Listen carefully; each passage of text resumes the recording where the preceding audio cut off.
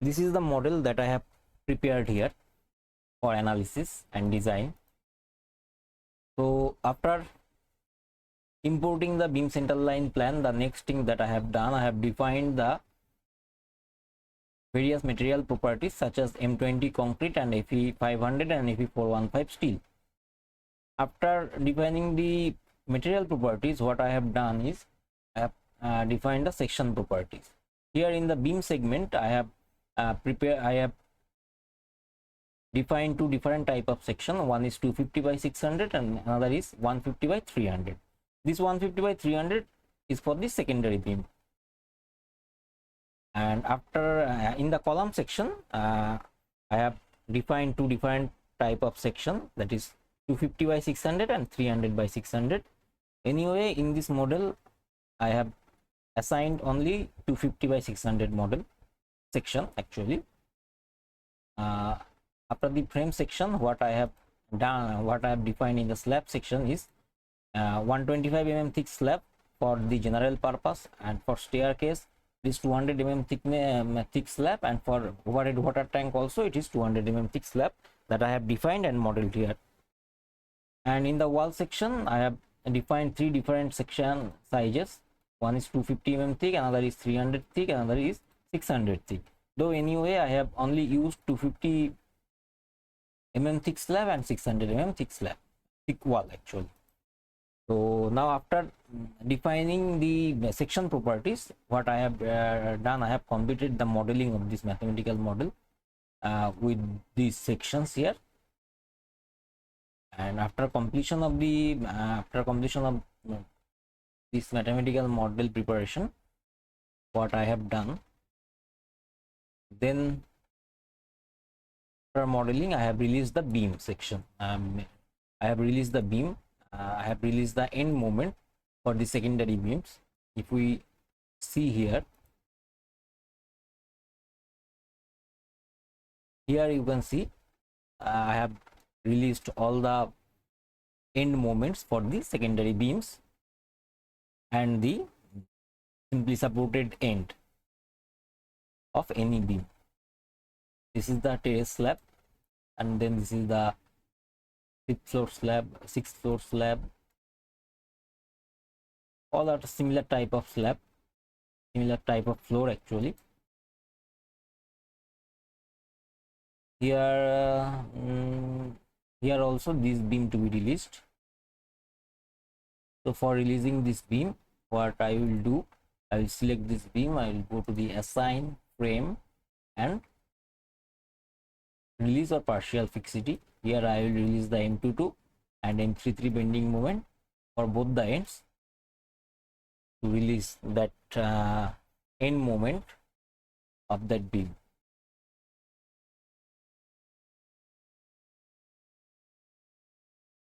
After releasing the beam end moment,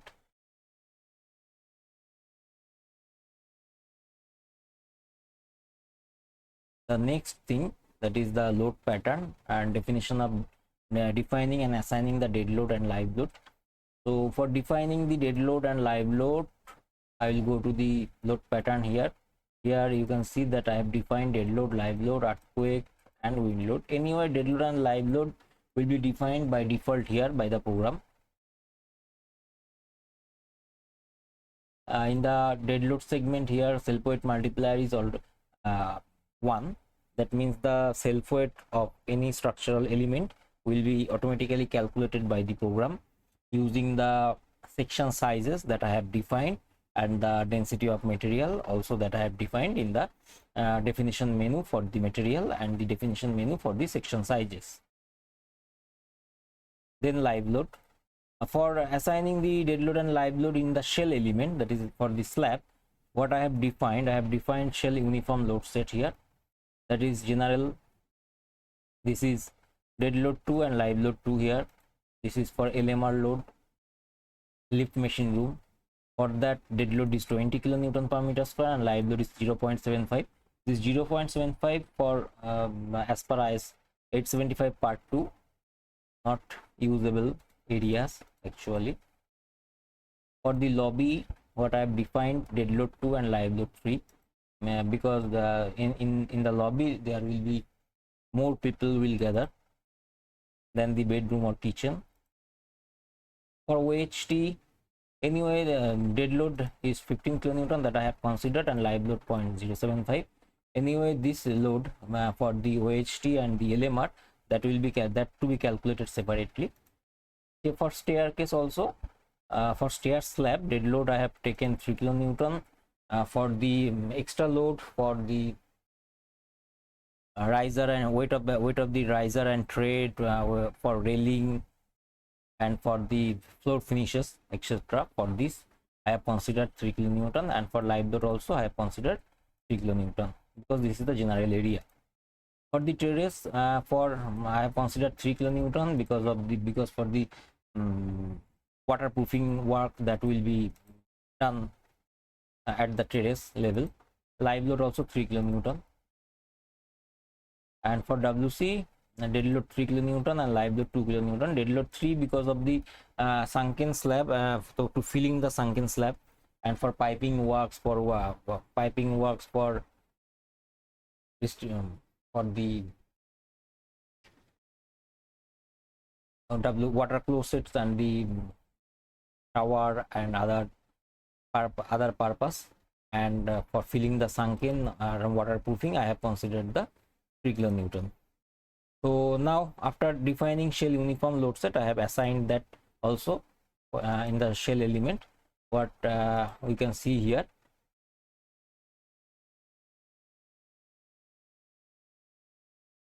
you can see that I have assigned all the loads here in the, this is terrace, this is OHT floor, and this is the LMR floor load already assigned here. This is the staircase load, and others are the terrace load. This is the general load and lobby load. So in this way I have assigned all the dead load and live load to the slabs. Now after assigning all the dead load and live load for shell element, it's time to assign the wall load on the beam. So for after calculating the wall load that is coming on the beam, I have assigned the wall load also in the beam. Here you can see this is for the actually for the parapet type of wall load I have considered for the balcony, and this 12 is for the main wall load, 6 is the half wall load.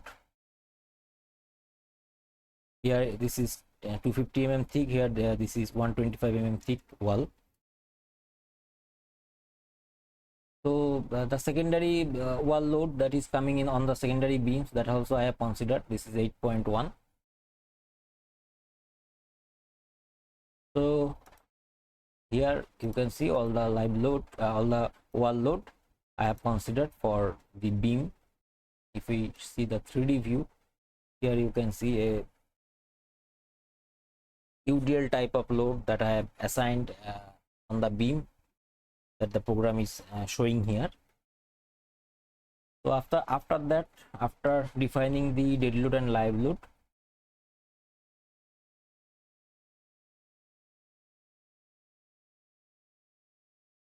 it's time for the diaphragm. So I have also defined the diaphragm here and assigned also. Here you can see for all the floor areas I have assigned the diaphragm. Here the diaphragm number is D1. If we go to the define and the diaphragm, here D1 diaphragm has been assigned, had been defined. This is rigid type of diaphragm. So for first few iteration I will consider this as a rigid diaphragm, and after correcting the model in respect of modal analysis or in respect of torsional irregularity, what I will do, I will change this rigid to change this diaphragm from rigid to the semi-rigid before the design also. And for temperature analysis also I have to consider the diaphragm as the semi-rigid. So because this is the first iteration of our so I have considered it as a rigid diaphragm. So here you have seen that I've assigned the diaphragm also. Now it's time for the mass source, and in the mass source, what definition of mass source window is here, option is here, define and mass source. Here I have considered the dead load as 1 and live load as 0.25, because anyway the live load is not exceeding the 3 kilonewton per meter square. That's why I have considered it as 0.25 according to ISO 1893 2016. If my live load is exceeding the 3 kilonewton per meter square area meter square value, so in that case the live load will be 0.5. The multiplication factor here will be 0.5. So this is for the calculation of the seismic mass or the lumping mass actually. So that's why I have defined this mass source here.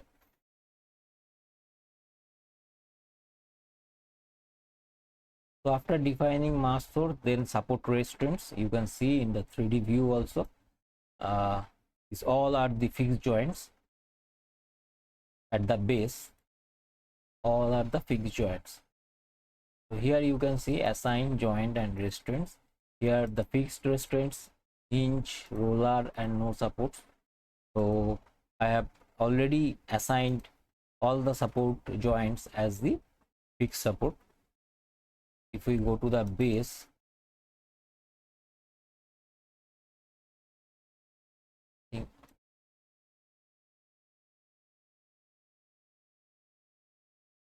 here we can't see. We go to the base,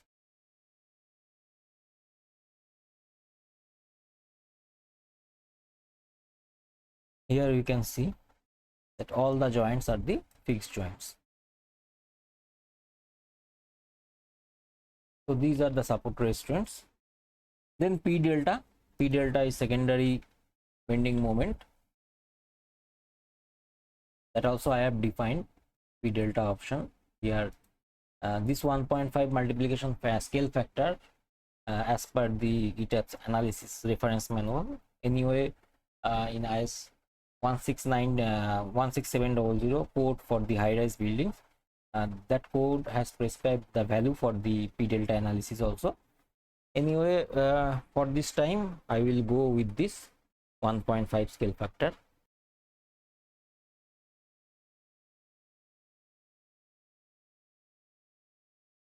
Then meshing is one of the important things that we need to do for FEM analysis in the Etabs model.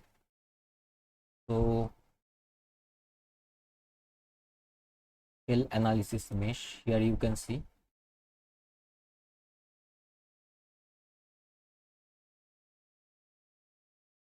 we have already assigned the mesh here. So for stair slab, I have considered it as a membrane slab and one-way load distribution. But that's why for membrane slab, FEM will not be assigned. In the shell thin and shell thick type of slab, meshing will be assigned. That's why this here, if meshing is not showing for this membrane slab. In all other slabs, FEM are showing. So for assigning the FEM finite element mesh, but if we go to the assign shell and here floor auto mesh option, here in the last option, here you can see you can give the center to center distance here for assigning the mesh, or that is we call it as FEM value for the slab. Generally here I have considered 500 mm, and also for slab shear wall also you can do the FEM wall auto mesh, auto rectangular mesh. Here also you can give the mesh sizes, maximum mesh sizes, that is the center to center value of the mesh. Here also I have considered the 500 mm. So after giving the meshing to my structure, The next thing that I have done is I have defined the static earthquake analysis, static force here.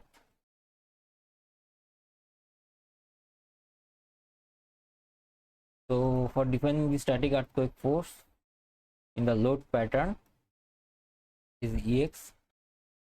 This is for the direction and eccentricity. Eccentricity ratio is 5%, and the story range is from base to OST.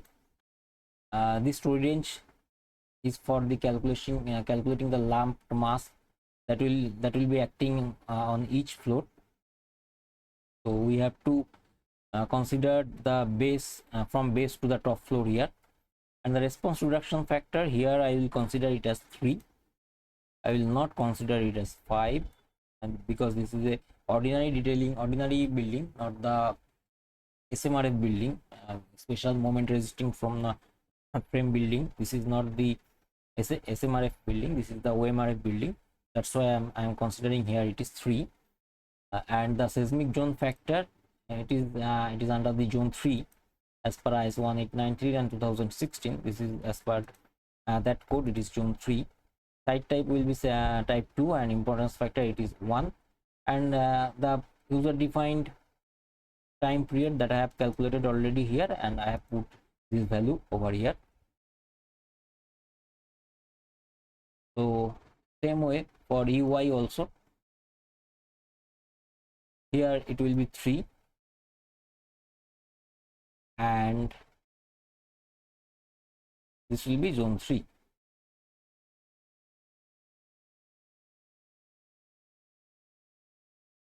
Okay, this way I have defined the static earthquake force. After defining the static earthquake force, it's time to define the static wind force. So for that, again I will go to the load pattern. Here in the WX, I have select this exposure from extent of diaphragm, basic wind speed 50, terrain category type 2, importance factor 1, K1 and K3 factor I have considered as 1. Windward coefficient, this is as per the code based on the height and length value, length and width value of this building, and wind direction is 0 degree because it is in the X direction, and the exposure height is from this is not from base, this will be from the ground to OHT. This option will not work actually for the parapet for the terrace floor, so I'm not including this here. Same way for WY also, that is wind in Y direction, this will be same. Here also wind direction, this is 90 degree for Y direction, and for exposure height will be from ground to OHT. Now after defining the static wind force, temperature load I have not assigned here. Anyway, we can assign here also, assign shell load and temperature load. Here I can give the value, temperature difference value. Then dynamic function. In the dynamic function, what I have defined, function response spectrum IS 1893, I am modifying this. Here this will be zone 3. A function damping ratio, this is also an important factor, 5% for the RCC structure that I have considered. Importance factor is 1, soil type is type 2, and response reduction factor is 3. So this is the curve, response reduction factor and response curve that have been generated here. Let's click on OK. Okay. So after defining the function, that then I have defined the response spectrum in the spec X direction here. This is spec X, and acceleration type of load, a load in the U1 direction, function IS 1893, initial scale factor is 1000. Modal load cases will be all rest will be as it is. I will only change the diaphragm eccentricity, that will be 0.05%. Initially by default it is 0%. Same way for spec Y also, all will be same. Diaphragm eccentricity, you can see that is the 5% here. I'm not going for the advanced option here.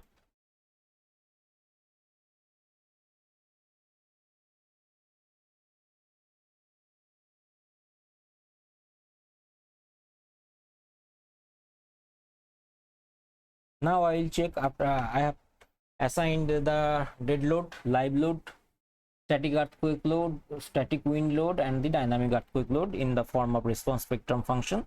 I have defined and assigned all the values to this model. Now it's time for the first run.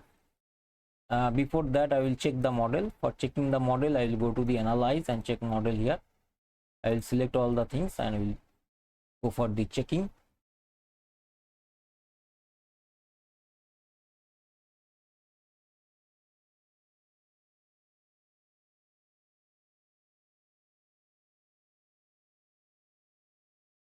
Here the message has come. Model has been checked. No warning message were generated. Then I will go to the analyze and set load case to run. I will go for run all the cases. Here also I will check this box for calculate diaphragm center of rigidity and click on OK. Then next I will again go to the analyze and advanced applier option. Here I will go for, as this is the first run, I will go for the standard solver.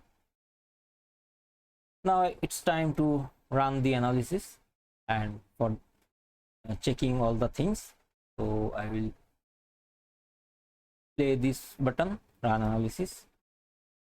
It will take time. It may take 5 to 6 minutes also.